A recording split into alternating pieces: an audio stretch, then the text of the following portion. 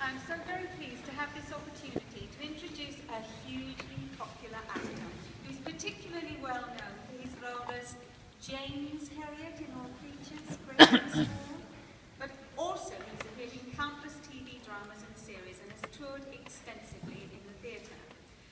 Christopher has joined us this evening from the set of EastEnders, my old patch, where he's playing the complex and troubled character of Ted Murray. Chris Timothy is reading tonight from A Christmas Carol.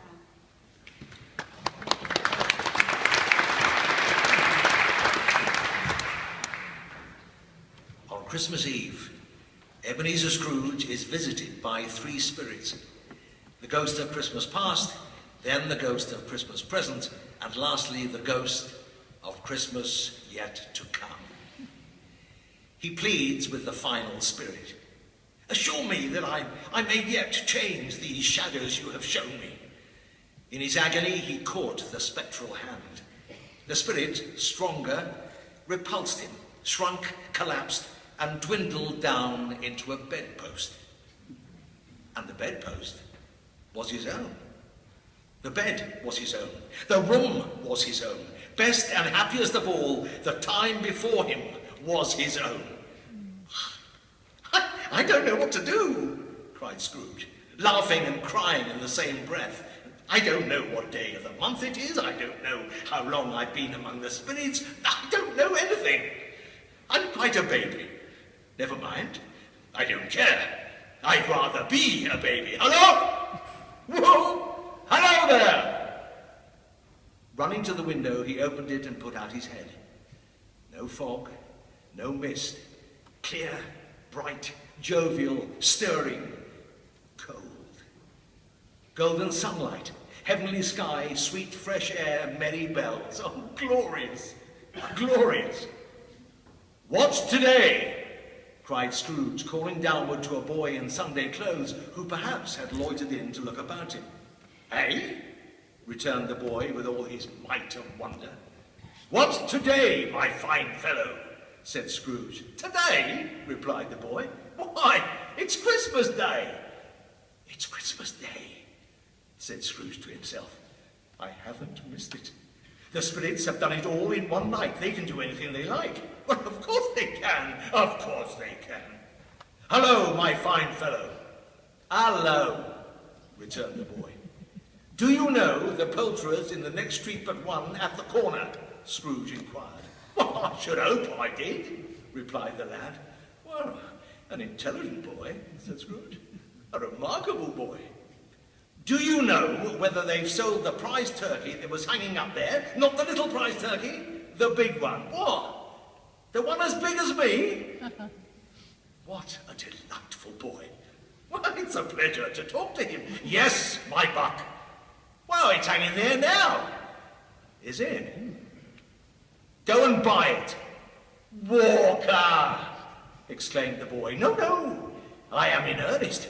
Go and buy it and tell them to bring it here that I may give them the direction where to take it. Come back with the man and I'll give you a shilling. Come back with him in less than 5 minutes and I'll give you half a crown." The boy was off like a shot. "I'll send it to Bob Cratchit's," whispered Scrooge, rubbing his hands and spitting with a laugh. "He shan't know who sends it. It's twice the size of Tiny Tim. Joe Miller never made such a joke as sending it to Bob's will be."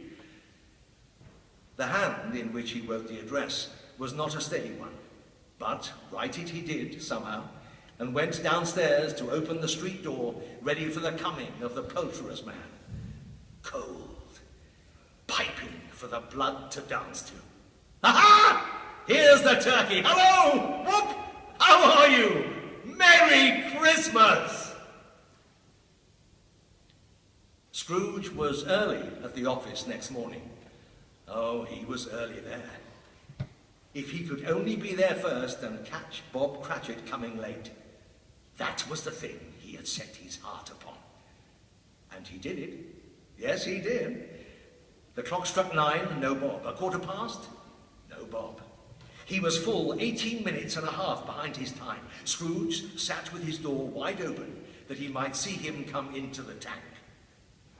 His hat was off before he opened the door. His comforter, too. He was on his stool in a jiffy, driving away with his pen, as if he were trying to overtake 9 o'clock. "Hello!" growled Scrooge in his accustomed voice, as near as he could feign it. "What do you mean by coming here at this time of day?" "I'm very sorry, sir," said Bob. "I am behind my time." "You are?" "Yes, I think you are. Step this way, if you please." "It's only once a year, sir," pleaded Bob, appearing from the tank. "It shall not be repeated. I was making rather merry yesterday, sir." "Now, I'll tell you what, my friend," said Scrooge. "I am not going to stand this sort of thing any longer. And therefore," he continued, leaping from his stool and giving Bob such a dig in the waistcoat that he staggered back into the tank again, "and therefore, I am about to raise your salary." Bob trembled and got a little nearer to the ruler. He had a momentary idea of knocking Scrooge down with it, holding him and calling for help and a straight waistcoat. "A Merry Christmas, Bob," said Scrooge with an earnestness that could not be mistaken as he clapped him on the back. "A merrier Christmas, Bob, my good fellow, than I have given you for many a year. I'll raise your salary and endeavour to assist your struggling family, and we will discuss your affairs this very afternoon over a Christmas bowl of smoking bishop pop. Make up the fires, and buy another coal scuttle before you dot another I, Bob Cratchit." Scrooge was better than his word. He did it all and infinitely more. And to Tiny Tim, who did not die, he was a second father. He became as good a friend, as good a master, and as good a man as the good old city knew, or any other good old city, town or borough in the good old world. Some people laughed to see the alteration in him, but he let them laugh and little heeded them. His own heart laughed, and that was quite enough for him.